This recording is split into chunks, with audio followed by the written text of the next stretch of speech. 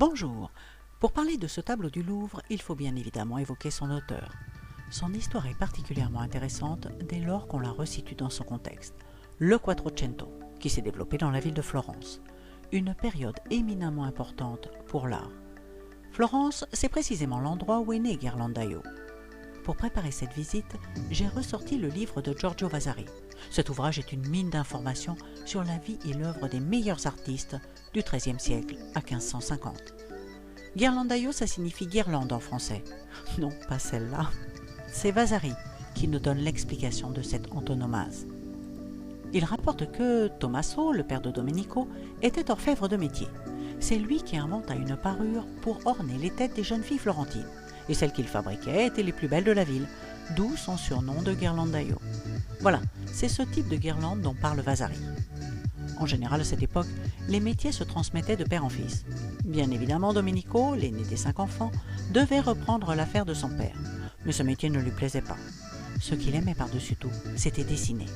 Vasari encore nous révèle qu'il croquait de manière très ressemblante les personnes qui passaient devant la boutique. Finalement, son père cède et le place dans l'atelier d'Alesso Baldovinetti pour apprendre la peinture et la mosaïque. Le Quattrocento constitue le début de ce qu'on appelle la Renaissance. Pour simplifier, on redécouvre l'Antiquité. Après un Moyen-Âge considéré comme une période sombre, on a l'impression de renaître, d'où le nom du mouvement. La Renaissance engendrera l'humanisme. Ce mouvement intellectuel met l'homme au centre du monde. L'homme devient la mesure de toute chose. Cela n'abolit en rien la foi en Dieu. L'homme prend juste confiance en lui. Un humaniste, pour faire court, c'est un homme qui sait tout sur tout. Ghirlandaio et d'autres vont les représenter en peinture, soit directement, soit en peignant des saints érudits de la Bible. Dans les tableaux, au lieu de mettre en avant leurs attributs, les peintres vont surtout insister sur les sciences et le savoir. Les moines sont alors montrés comme des intellectuels. Le détail et la précision des instruments fait référence à la peinture flamande, que connaissait Ghirlandaio, soit pour avoir eu le privilège de voir certaines de ses œuvres dans les collections de la haute noblesse florentine, le Van Eyck par exemple était dans celle des Médicis, soit qu'elles aient été commandées par des marchands ou banquiers florentins et rapportées en Toscane, à l'instar du triptyque Portinari réalisé à Bruges par Hugo van der Goes. Les peintres florentins ont été impressionnés et donc influencés par le réalisme nordique, tant pour le paysage peint d'après nature que pour les personnages, dépeints sans compromis, l'accent étant davantage mis sur les sentiments que sur le physique. Ce réalisme se retrouvera dans les œuvres de Ghirlandaio.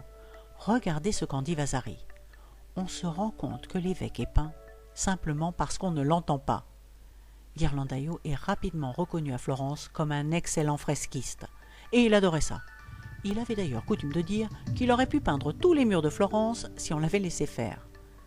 Ghirlandaio, comme beaucoup de ses confrères, travaille directement avec ou dans l'environnement des Médicis, puissante famille italienne qui nous a donné 2 reines de France. Revenons à Florence. Dans la famille Médicis, donc, je voudrais le père, Pierre de Médicis, dit Pierre le Goutteux, et son épouse, Lucrezia Tornabuoni. Maintenant le neveu. Ah, pour lui, pas de portrait. Mais on identifie Lorenzo Tornabuoni grâce au L sur le vêtement de son épouse. Vous aurez remarqué que beaucoup des portraits sont de Ghirlandaio. La raison est simple, ces portraits étaient très appréciés, notamment par les plus riches et puissants de la ville. Ces personnages influents ont des relations jusqu'à Rome, et c'est ainsi que le pape Sixte IV invite des peintres florentins au Vatican pour décorer la chapelle Sixtine. Pour Ghirlandaio, c'est la 2e fois. Il avait déjà peint la bibliothèque du pape. Voici notre homme, en haut de l'affiche. De retour à Florence, Domenico dirige un atelier important et prospère. C'est d'ailleurs chez lui que Michelangelo Buonarroti sera placé en apprentissage à l'âge de 13 ans. Oui, le célébrissime Michel-Ange. Entre-temps, dans la famille Médicis, c'est le fils qui est au pouvoir, Laurent le Magnifique. L'une de ses filles, la comtessina de Médicis, épouse Pierre de Ridolfi.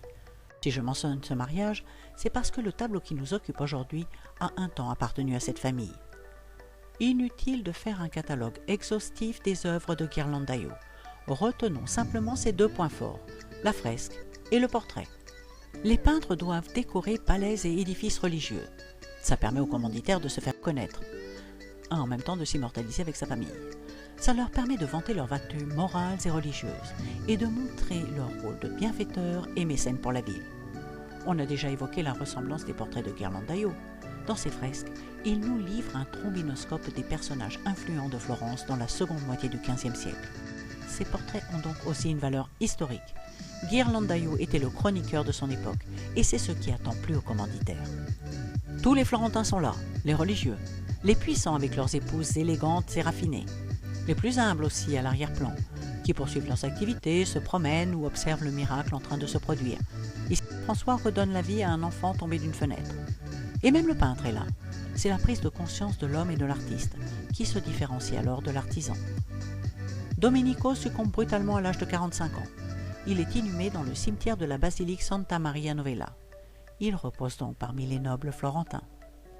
Voilà, nous en avons maintenant assez pour regarder de près ce tableau du Louvre. C'est ce que nous ferons dans le prochain épisode. D'ici là, je vous souhaite à toutes et à tous une excellente journée.